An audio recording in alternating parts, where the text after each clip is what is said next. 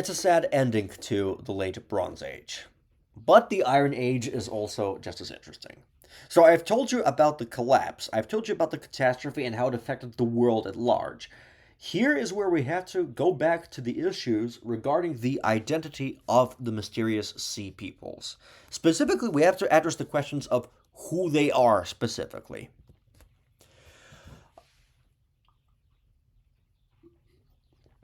Serious studies into the sea peoples started during the 19th century, during the 1800s. Specifically, it all started when the French scholar Jean Francois Champollion ended up deciphering the Egyptian hieroglyphs, and many of those hieroglyphs which told about the stories of the invasions of the sea peoples. And the accounts of the sea peoples were studied by two other French scholars, Emmanuel de Rouge and Gaston Maspero. However, both of these scholars they developed completely different theories regarding the identities of the sea peoples. Emmanuel de Rouge, he argued that the names of the sea peoples indicated what places or countries they came from. So he argued that their names indicated their nationalities. By contrast, Gaston Maspero, he was arguing that instead their names indicated what cities they came from. When we look at the individual sea peoples, I'll show you examples of the interpretations of Emmanuel de Rouge and Gaston Maspero. And Maspero liked this theory of the sea peoples coming from individual cities, partially because he was influenced by contemporary readings of sources such as Herodotus' stories about migrations, and also he was also influenced by 19th century 19th century theories about various northern peoples migrating throughout the world and migrating into the Near East and establishing their own settlements in various cities. Like, it's a very disproven theory nowadays. Plus, as I've shown you, during the late Bronze Age collapse, we have no evidence of such enormous migrations. But it was a popular theory in the 19th century. Recently, most archaeologists believe that Derouge's theory is correct, that the names of the sea peoples indicates what nations or countries they came from, not from what cities. As I said, first, archaeologists are seriously doubting as to whether there were these big migrations to begin with, but also archaeologists and linguists they believe that you have to understand the Egyptian perspective whenever they're reading the accounts of the sea peoples. Like, imagine that you are an ancient Egyptian commoner or even an administrator, and you pass by the temple of Ramesses III at Medinet Habu, and you see the Egyptian hieroglyphs describing Ramesses fighting against the Denyen, the Cheker, the Pelashet, and the Weshesh. I mean, you are an Egyptian. To you, these sea peoples, they're foreigners. You're only going to be interested mostly in what places they came from, like what countries they came from, not from what cities. Because it's one thing if you are an Egyptian and you want to know from what city a certain Egyptian comes from, but it doesn't matter from what city foreigners come from. It only matters what nations they come from. Like, as I said, the Egyptians are very ethnocentric. Like, for example, they love depicting all Hittites, the people of Hatti, as being uniform, being effeminate because of their long hair. They also depict the Nubians as living zombies, like literally described as the Walking Dead. Similar with the Sea Peoples, by giving them these various names, such as the Ekwesh, the Teresh, the Cheker, they're trying to distinguish that these are not Egyptians. These are completely foreign peoples, and it doesn't matter what cities they came from. So we can definitely discount the theories of Gaston Maspero, but I'll later show you just what sort of interpretations he made. I should mention, however, that it is quite possible that some of the sea peoples might have existed even before the late Bronze Age catastrophe. Specifically, records of the great pharaoh Ramesses II indicates that there might have been other sea peoples before the late Bronze Age collapse. Specifically, if I remember, Ramesses II fought the famous Battle of Kadesh, and that his Egyptian sources mention about who was fighting on each side. Like, for example, he mentions that uh, on the side of the Hittites, there were a group of people referred to as the Dardani. Dardani as in the Trojans, because they're also referred to as Dardani by Homer as well. Similarly, Ramesses also mentions a group of sea peoples who were fighting on the Egyptian side. I'll later let you know exactly what groups of sea peoples were fighting. Here is like the general list of the sea peoples. Sea peoples listed by the sources. Most likely it's also incomplete. There are probably other groups of sea peoples, but these are the most prominent that are featured. Like there's a people called the Luca, and the Luca are most likely people who came from the region of southwestern Turkey because they come from a country called Lycia. So Lycia are the Luca. There's also a group of people called the Karkia. Then there's the Pelashet being connected to the word Philistines or Palestine. There's also a group of people called the Shekelesh, the Sherden, the Weshesh, the Ekwesh, Denyer, and Denyen and Checker. And we're going to look at those five boldened groups of peoples. And I'll show you exactly what were the theories of Gaston Maspero and the theories of Emmanuel de Rouge. The first we're going to look at are the Sherden and the Shekelesh. Gaston Maspero, he initially believed that the name Sherden implies that these groups of sea peoples came from the city of Sardis, which will become a city of the Persian Empire, while the Shekelesh came from the city of Sagalassos. De Rouge correctly surmises that the Sherden came instead from the island of Sardinia, whereas the Shekelesh came from the island of Sicily. So essentially, the Sherden and the Shekelesh are the Sardinian and the Sicilian sea peoples. The Shekelesh are first mentioned by Merneptah when he focuses on his battle against the Libyans and the sea peoples, while the Sherden, the Sardinians, are first mentioned. They're mentioned by Ramesses III during the Battle of Delta, but they actually first appear during the Battle of Kadesh. So if you look at the right image, this is a depiction of Sherden bodyguards who are fighting for the Egyptian forces, and they are the ones mentioned as helping the pharaoh Ramesses II during the Battle of Kadesh. So once again, this demonstrates that at least one group of sea peoples might have existed even before the late Bronze Age catastrophe started. And what's also interesting is that the Egyptians have a certain way of depicting the Sherden, at least. The Sherden are constantly being depicted as having these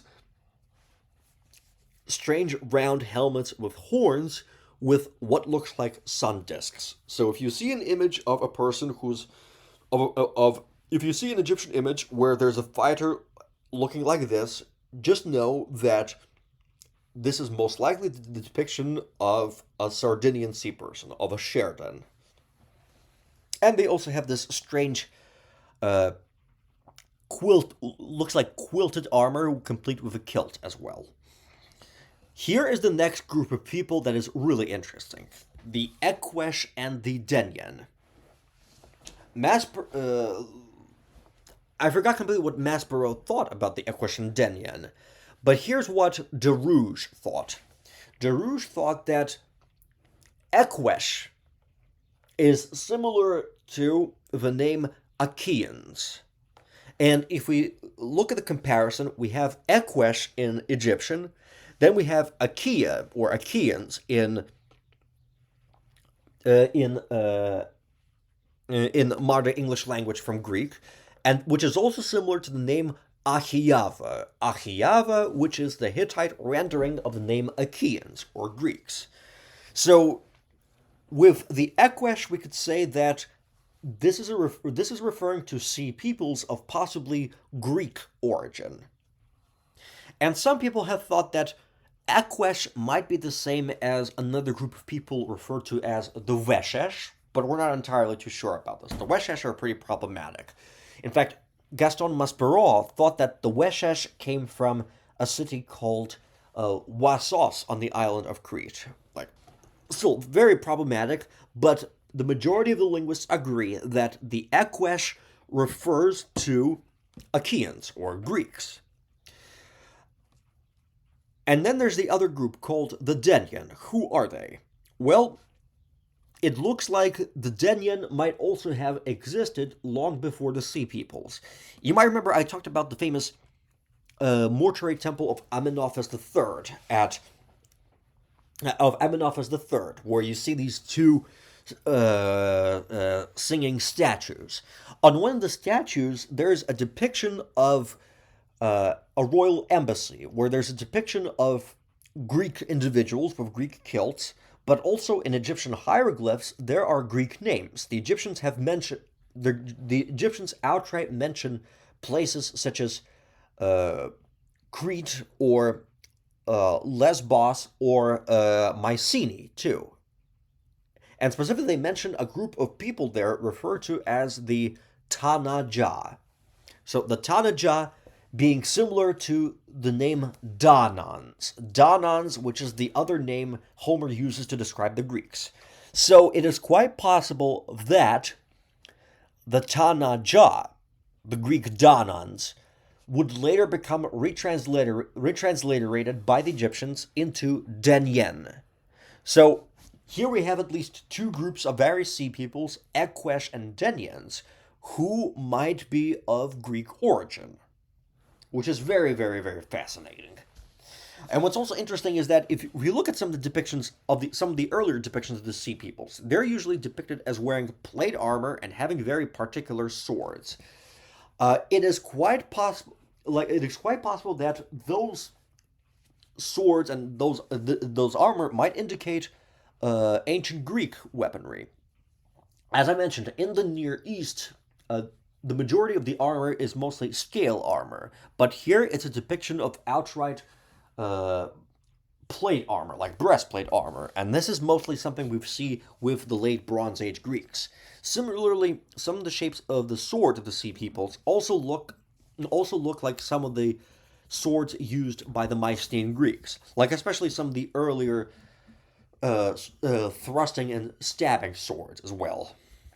So the name of the Ekwesh and the Denyen, and plus some of the armors used by the Sea Peoples, indicate a possible Greek origin. Also, fun fact, for those of you who are interested in watching the movie Troy, which I highly recommend for all its flaws, there's a scene in one of the parts of the movie, pretty much right at the very beginning, where King Menelaus, husband of King Helen, hosts a feast to sign a peace treaty with Sparta. If you look at this image here, if you look at the background, you'll see that he has these wall carvings of what looks like a military fight. You'll notice that some of those people are wearing strange-looking tiaras on their heads. Well, needless to say, this is pretty much inspired by Egyptian depictions of some groups of the Sea Peoples. Specifically, this is the tiara is used to depict the Sea Peoples referred to as the Pelashet, or the Palestinians. But once again, here's a little trivia to encourage you to rewatch the movie Troy, because it always has these snippets of late Bronze Age technology. So we've established the identity of some groups of the people. We've established that the Sea Peoples might have included Sardinians, the Sicilians, and finally the Greeks, who could have been alternately called the Danans or the Achaeans, or the Danuna or the Ekwesh in the Egyptian language. And then there's this interesting group of people referred to as the Checker. We don't know exactly who they are, and they're not even depicted that well in Egyptian sources. They're not as colorful as the Palestinians or the Sardinians. Some people believe they came from the Maspero believed they came from the city of Zakros in Crete. But there's another theory which suggests that the Egyptian name Cheker is descendant from the ancient word Teucer. If we remember the Iliad, the Trojans are sometimes referred to as Teucrians because their legendary founder was King Teucer. So here's another group of people who alternatively might have been the Trojans themselves. Here is where we have to go back to the late Bronze Age collapse, and we have to question whether the Sea Peoples were the actual causes of the collapse, or whether they were caused by this collapse.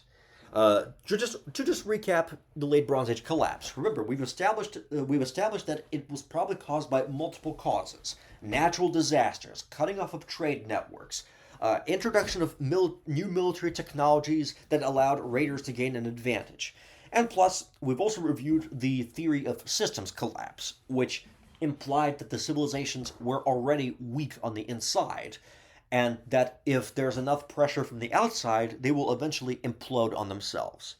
And we've seen that Greece was ravaged by either raids or just outright abandonment of palaces. We know that Pylos and Sparta were destroyed, but places like Tiryns and Mycenae, they were partially destroyed, but then they were repopulated until eventually they were just straight up abandoned.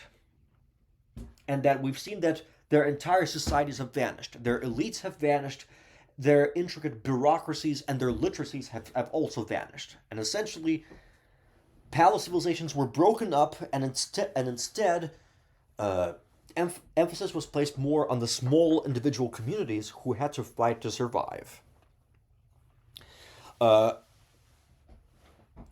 on the subject of the Sea Peoples, I remember that I've mentioned that the Sardinians, the Sherden, are recorded as fighting on the Egyptian side during the Battle of Kadesh. So it's quite possible that they might have existed as a group before the late Bronze Age collapse has started.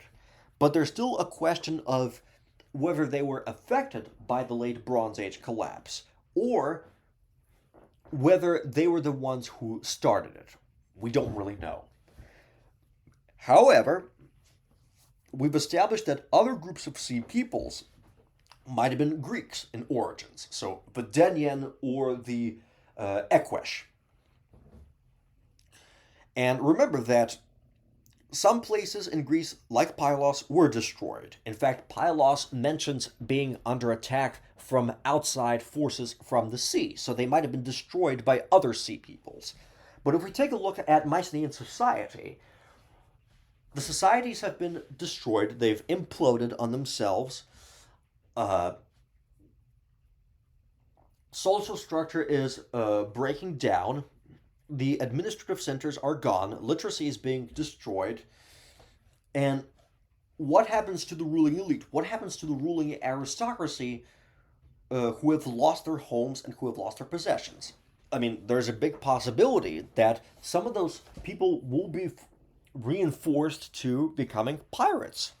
This is something similar to the earlier history of the Vikings, where initially there was the prosperous Vendel culture in Scandinavia, but when it died out, many of the survivors were forced to undertake the profession of being a Viking. So we pretty much see the same thing here, that some of the Sea Peoples definitely contributed to the collapse and might have started the collapse of civilizations.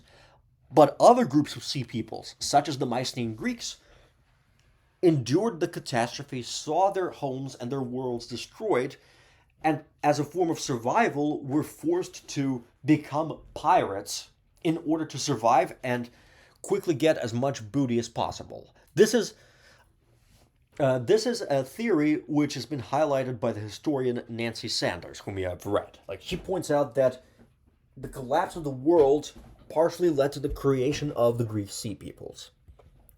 And Nancy Sanders also believes that The behavior of the heroes in the Iliad partially illustrates this. Because, first, we see that many of the Greek heroes, they're interested in military exploits and they're interested in wealth and satisfying their honor and prestige. So, this is not this is not evidence of some sort of structured society, but rather it looks like a ragtag of invaders who have this golden opportunity to earn glory on the battlefield and also get as much gold as possible. Uh, Similarly, if you look at the fight between Agamemnon and Achilles, they look more like squabbling pirates than actual nation builders. Similarly, just look at how they fight. Uh, in the Iliad, there is no glorious chariot warfare during the late Bronze Age. Instead, each individual hero fights mano a mano with the Trojan counterpart. And as I've said, during the late Bronze Age collapse, chariot warfare is dying out, and it looks like there is more of an emphasis on infantrymen. Like if you look at this vase here from Mycenae just before it died out, it displays the rising role of an infantry with more compact armor, compact shield, and weaponry designed for infantrymen who can fight against chariot forces. And once again, the majority of the sea peoples, even though they're riding on ships, they're mostly infantrymen. They're heavy infantrymen. So, and this is something that the Iliad reflects. It reflects people in compact but heavy armor seeking individual fights. There is no strategy involved. Similarly, the politics also indicate the late Bronze Age collapse and indicate more of a pirate mentality. As I've mentioned, that Achilles and Agamemnon, they both have individual titles. Both of them are basileus, or kings, but Agamemnon is explicitly referred to as Anax Andron, or king of men. Anax being descended from the Mycenaean word Wanaka, which is legitimately God King. By contrast with Achilles, he's a basileus. That comes from the Mycenaean word Kasireu, which just means mayor or provincial governor. So a conflict between Achilles and Agamemnon would have been very difficult in the late Bronze Age to imagine, just because Agamemnon would definitely have a lot more authority than a provincial mayor. However, it looks like Homer is definitely describing a Dark Age reality where we have multiple kings arguing with one another, which is why the audience loved it so much, because Homer is describing their reality. It is quite possible that this squabbling of kings and chieftains is also meant to be a reflection of the late Bronze Age collapse and meant to be a reflection of the so-called politics of the sea peoples, that they're no longer having a stratified societies. Now it's just two various chieftains squabbling with one another over honor and glory. And it is not only the Iliad that might reflect the realities of the late Bronze Age collapse and the realities of the sea peoples. There's a reason I had you reading the Odyssey, book 14. Remember that in the context of the entire story, Odysseus finally reaches home after 10 years of travel, and he meets his loyal slave, the swineherd Eumaeus, and in order to test his character, he tells him a fake story. He says that I am a soldier from Crete and I had this wild adventure. But the way he describes this adventure should make you question as to whether Homer reflected certain historical truths in there. Like, let me just read you the excerpt from Book 14. This is where Odysseus starts his story and presents himself to the swineherd as a Cretan soldier. This is what he writes about his adventures. On the 5th day, we reached the great Egyptian river, and there in the Nile I moored my curved ships. Then I told my loyal companions to stay and guard them, while I sent scouts to find the highest ground. But my crews, feeling confident, and succumbing to temptation, set about plundering the Egyptians' fine fields, carrying off women and children, and killing the men till their cries reached the city. Hearing the people poured out at dawn and filled the plain with infantry and chariots and the gleam of bronze. Zeus, who hurls the lightning bolt, filled my men with abject fear, and not one had the courage to face the enemy, who threatened us on all sides, or hold his ground. Then they killed many of us with their bronze weapons, and dragged the rest off to the city as slaves. As for myself, Zeus inspired me, though it would have been better to die in Egypt, since sorrow was waiting for me. I swiftly doffed my fine helmet and shield, and let the spear drop from my hand, and ran towards the king's chariot. There I clasped his knees and kissed them, and he took pity on me, and saved me, taking me weeping into his chariot and driving off. As you might imagine, many men lunged at me with their ashwood spears, eager to kill me in their great anger, but he kept them away, for fear of the wrath of Zeus, the god of strangers, who is most indignant of all the gods at cruel deeds. I remained there 7 years and became wealthy, since the Egyptians were generous in their gifts. So, what we see the characteristics of Odysseus is that in his fake story, he and his men travel to the river Nile and they start raiding the Egyptian countryside until they are attacked by heavily armed Egyptian forces in their chariots. Many of Odysseus' friends are killed, and others are captured and sent away to work as slaves. And then Odysseus drops to his knees, begs for mercy, and then he's taken by the pharaoh, who takes compassion on him, and he lives a very nice life. I mean, first of all, we've established that some of the names of the sea peoples are Greek in origin. We've established that Vodenian might refer to the Danans, which is also another name for the Greeks, while another group called the Equesh or the Weshesh also might be the Achaeans. So we've established that some of those some of the sea peoples might have been legitimately dispossessed Greeks. And so the fact that Odysseus is wandering around the world for 10 years, this might be a reflection of some of those dispossessed groups of Greeks who have no home to return to. And then don't forget that some of those people became sea peoples precisely because of the late Bronze Age collapse. But plus, like this whole trip to Egypt, it just sounds similar to the Battle of the Delta. Remember that the sea peoples, some of whom might have been Greeks, were defeated by Egyptian infantry and Egyptian archers on their ships, and that many were killed, others were captured, and others eventually settled in Egypt and became mercenaries. So the whole reason I had you read the Odyssey, Book 14, is not just because it's a wonderful passage, but because while Homer is writing this fake story, which Odysseus uses to test his loyal swineherd, Homer is actually almost unconsciously echoing the historical truths, that he is unconsciously repeating similar stories about the raids of the Greek sea peoples into Egypt. Once again, showing the effects of the late Bronze Age collapse, and that it's not just the historical Trojan War that got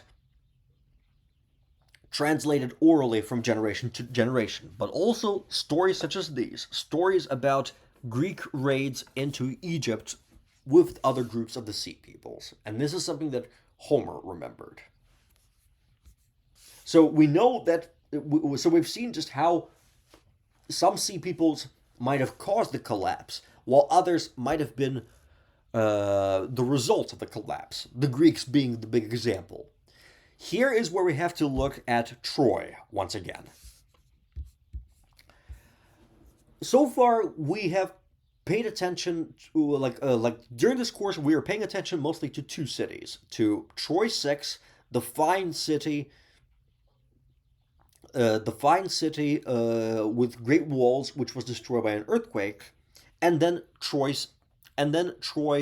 7a, which was the later successor city. Here is where we have to address a bit of the issue of the dating. Like Troy 6, the city of the fine walls, was probably destroyed by an earthquake, but nobody knows exactly when, because initially people thought it was destroyed around the year 1250 BC, but others suggesting it might have been earlier, like 1300 BC. In any case, it's a very confusing date. What we do know is that when Troy 6 was destroyed, uh, the same people who built Troy 6 ended up building Troy 7A. But we do know that the city was in a far poorer condition. For one, previously wide streets uh, were now filled up with buildings, and large palace rooms were now being partitioned by walls. And we definitely know that the city suffered siege warfare, and that it was eventually destroyed in war. That there's evidence of weaponry lying around and bodies unburied in the streets. Here is where we have to briefly look at the chronology of this time period. Uh, let's say that Troy 7A existed from either 1300 or 1250 to 1180 BC. If Troy 7A was built around 1300 BC, then it looks like this was the Troy mentioned in the previous Hittite letters. So it looks like this shanty city was the one mentioned by the Manapatar Junta letter, in which the Hittite emperor eventually makes an alliance with Troy and makes its vassal prince Alexandros of Wilusa, Alexandros being Alexandros. Similarly, Troy 7A could have been the Troy mentioned by the Hittite emperor Hattushilish when he writes his Tawagalawa letter, when he talks to the king of Greece about extraditing a Hittite pirate. Similarly, Troy 7A could have been the city mentioned by the last great king Tudhaliya IV in his Milawanda letter, in which he mentions that the Trojan ruler Walmu was deposed by invaders and that he wants him restored. But that's if we think that Troy 7A started existing at 1300 BC. But theoretically, if Troy 6 was destroyed not in 1300, but a bit later in 1250 BC, then this screws up the chronology a bit. Then this implies that the Manapatar Junta letter and the Tawagalawa letter refer to Trojan wars that were waged in the beautiful city, in Troy 6, that was destroyed by an earthquake, while the Milawanda letter refers to the city of Shanties. Once again, it's up to you. It's difficult to determine whether the beautiful city was destroyed in 1300 or 1250 BC. Even now, there's still debate over when it was destroyed. So it's up to you to interpret which city is being referred to in each document. What we do know about Troy 6A is that it was definitely destroyed by warfare. And here is how we can try to date the destruction. And archaeologists, they have calculated the destruction by taking a look at the remnants of pottery in the cities. Troy 6, aside from being beautiful, with its wonderful walls and watchtowers, it had a large amount of imports, many of them coming from Mycenaean Greece. Lots of storage jars and cups came from Mycenae to Troy. They could have been locally produced, inspired by Mycenae, or they could have been imported from Mycenae. And one example is the top image here, because it has more intricate designs. And judging by those intricate designs, archaeologists were able to determine that this layer, the beautiful layer of Troy 6, was destroyed either in 1300 BC or 1250 BC. But with Troy 7A, first, the number of imports decrease. It's no longer as rich and prosperous as Troy 6. And all the imports that we do actually found, they're rather of poor quality. Like the lower image here, this is one of the finds from Troy 7A. Once again, not as beautiful as the top jar. And by dating its style, archaeologists believe that the last city, the Shanty City, Troy 7A, was destroyed sometime around 1230 BC to 1180 BC. And it was definitely destroyed by warfare, but the question remains as to who destroyed it. If we look at the chronology, 1230 to 1180 BC, the destruction occurred during the time of the late Bronze Age collapse. So it's very possible that Troy 7A might have been destroyed by the Sea Peoples. And besides, chronologically, it also makes sense as to would be destroy that time period. Furthermore, if we consider that Troy 7A might have fallen around the year 1180 BC, then what does it tell us? It shows us that the city was destroyed, and that it's also quite possible that some of the Trojans might have been forced to become Sea Peoples. Plus, if you notice, 1180 BC, in, what's the date?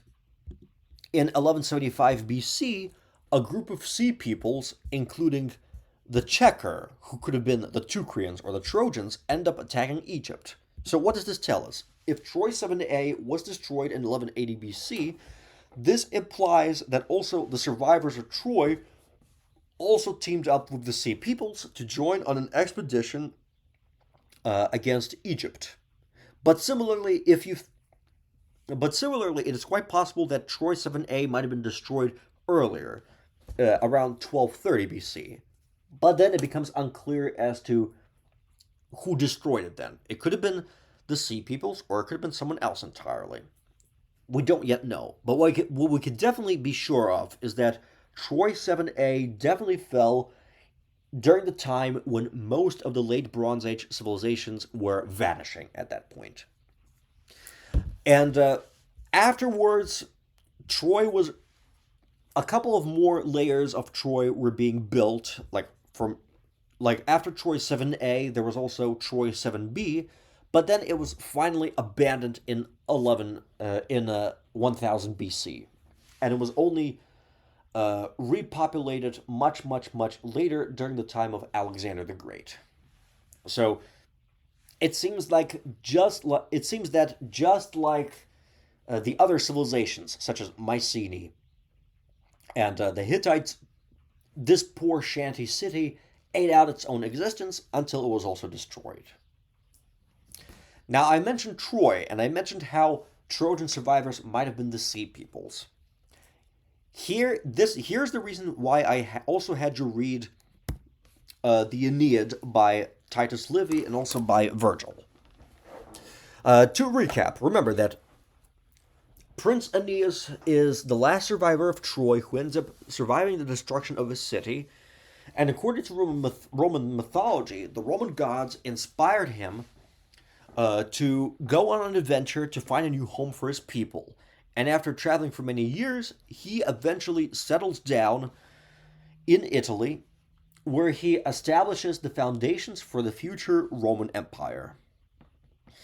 The story of Aeneas is depicted by the two famous writers, the poet Virgil and the historian Titus Livy. Both lived in the same time period. They lived in the time period of the Roman Emperor Octavian Augustus. This was a time when the Roman Republic had died out and the empire had officially begun. Similarly, Augustus, he and his family legitimately believed that they were descended from Aeneas. They were descended from their Trojan ancestors, and by extension, the goddess Venus. So the first emperor started this cultural propaganda in order to glorify the lineage of his entire family. And this is where Virgil and Livy step in. And both have these interesting portraits of Aeneas. Like in Virgil's Aeneid, Aeneas, like the entire poem, it's very much inspired by Homer. The first part of the Aeneid looks like the Odyssey, while the second part looks like the Iliad. And Virgil's Aeneas exemplifies every single virtue of a Roman hero. Like we have Achilles, who's selfish and fighting for his own glory and honor. But Aeneas in Virgil, he fights for his family, he fights for his country, and for his gods. And there are times when he succumbs to anger or when he questions the gods' plans for him. But nevertheless, he still remains pious, and he leads his people to establish their new home in Italy. It is quite possible that he also romanticizes him a bit too much. But I'll address this a bit later. The historian Livy also mentions Aeneas. He doesn't deny that he didn't exist. However, he also provides a less romantic picture. Like Livy, as a historian, he isn't shy above including very mundane and even unromanticized stories about Rome's origins. Like, for example, Livy tells us the story about the foundation of the city of Rome by the twin boys Romulus and Remus. And both were supposed to be drowned in a river by their evil uncle. But according to one story, they were rescued by a she-wolf who fed them. According to another story, instead of being rescued by a she-wolf, they were rescued by a local prostitute who was nicknamed the she-wolf. So we have this unflattering story. Similarly, when Romulus eventually becomes king of Rome and is a pretty successful king, he disappears. According to Livy, there's one story which says that he was enveloped by clouds and sent into heaven. But in another story, he was surrounded by his senators and he was basically hacked to death. So Livy is Livy doesn't shy away from unromantic romance in Roman history. Here is how Titus Livy describes the journeys of Aeneas and how he came to Italy. Now, first of all, it is sufficiently established that, Troy having been taken, the utmost severity was shown to all the other Trojans, but that towards two, Aeneas and Antenor, the Greeks forbore all the rights of war, both in accordance with an ancient tie of hospitality, and because they had ever been the advisers of peace, and of the restoration of Helen. Then that Antenor, after various vicissitudes, came into the innermost bay of the Adriatic Sea with the body of the Henneti, who, having been driven from Paphlagonia in consequence of a civil commotion, were in quest both of a settlement and a leader, their king Pelamenes having been lost at Troy, and that the Henneti and Trojans, having expelled the Euganae, who dwelt between the sea and the Alps, took possession of the country. And the place where they first landed is called Troy, from whence also the name of Trojan is given to the canton. But the nation in general is called Veneti. That Aeneas was driven from home by similar calamity, but the fates leading him to the founding of a greater empire, he came first to Macedonia, that he sailed from thence to Sicily in quest of a settlement, that from Sicily he made for the Laurentine territory, or Italy. This place also has the name of Troy.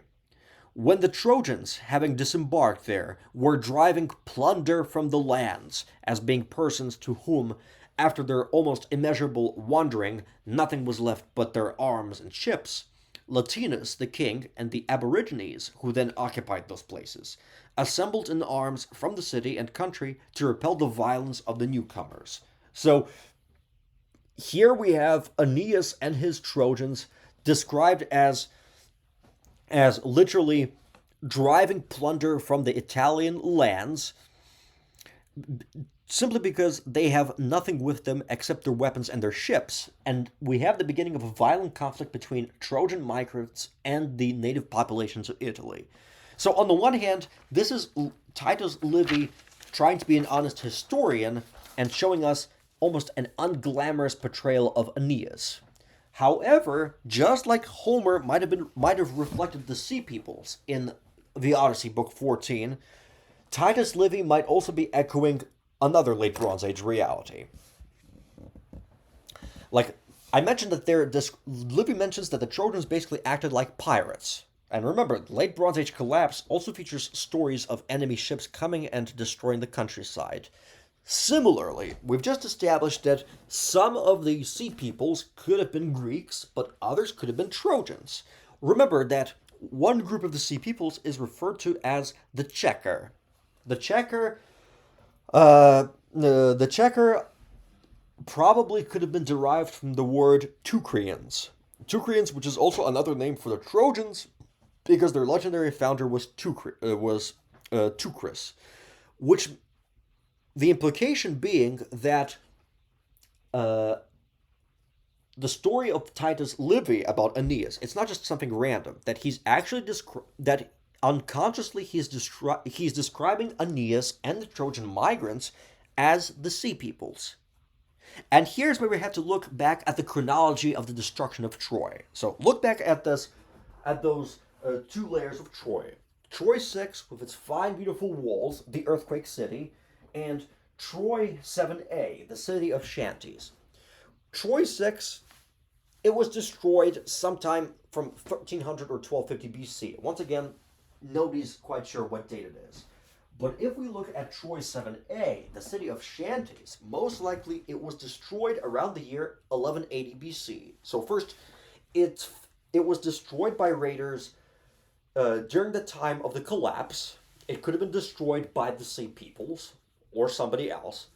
But also, if you look at the date, 1180 BC, then several years later, a group of Sea Peoples who could have been the Trojan, some of them who could have been the Trojans, ended up attacking Egypt. The implication being is that after the destruction of Troy 7a, the surviving Trojans were also forced to become the Sea Peoples, and they might have participated in similar piratical raids into Egypt. And quite possibly another group of Trojans, led by someone named Aeneas, could have led similar expeditions to Italy to eventually establish their own colonies.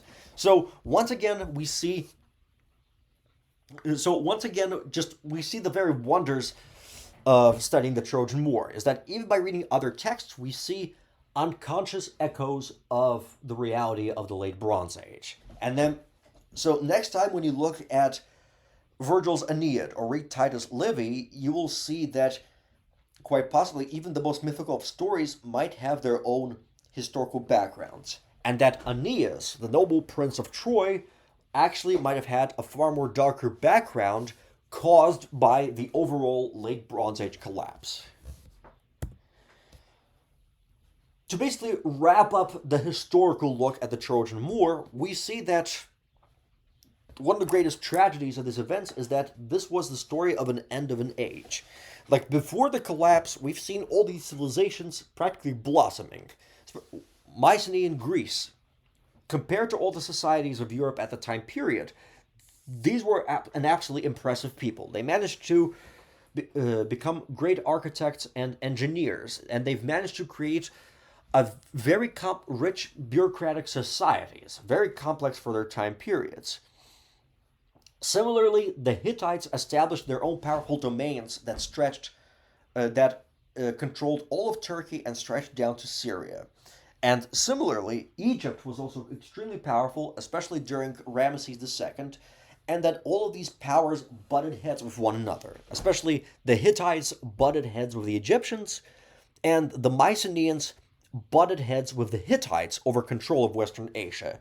So much so that and the Mycenaeans were so powerful that the Hittites were forced to acknowledge them as a great power, that the king of Greece was acknowledged as a great power and a brother and an equal of the Hittites.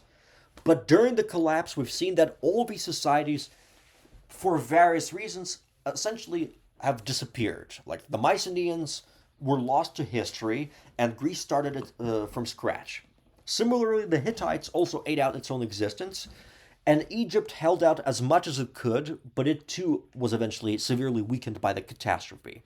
And we have also seen that the mysterious Sea Peoples, this violent anomaly, we see that on the one hand, some of these groups may have contributed to causing this collapse. That armed with superior technology, they managed to launch successful raids against the late Bronze Age world. But we've also seen that the catastrophe itself and the destruction of this Bronze Age world actually created other sea peoples. And we've seen that some of those sea peoples might have been dispossessed Mycenaean Greeks searching for a new home or trying to get as much cash as possible. And we just saw that that some of those sea peoples might even have been Trojan migrants who have survived the destruction of the shanty city of Troy 7a, and that some of them might have participated in a raid against Egypt, and possibly some of them might have led piratical expeditions into Italy, where they might have eventually colonized parts of that place and laid the foundations for the future Roman Empire. So, as Michael Wood said, the end of the heroic age came not with a bang, but a whimper. But as we're wrapping this lecture up, as we'll eventually segue into the next lecture next week, there are still some questions we have to answer, and I'll address them next week. Specifically, we have to ask, what exactly was Homer remembering? Was he remembering both events during the late Bronze Age catastrophe or before, during the actual late Bronze Age? Or was he remembering a mixture of both events? Similarly, we also have to ask whether Homer was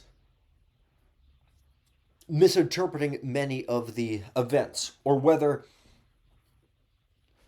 while it was focusing on the central storyline about the Trojan War, he might have also jumbled up elements not just from the Bronze Age world, but also from the late Bronze Age catastrophe.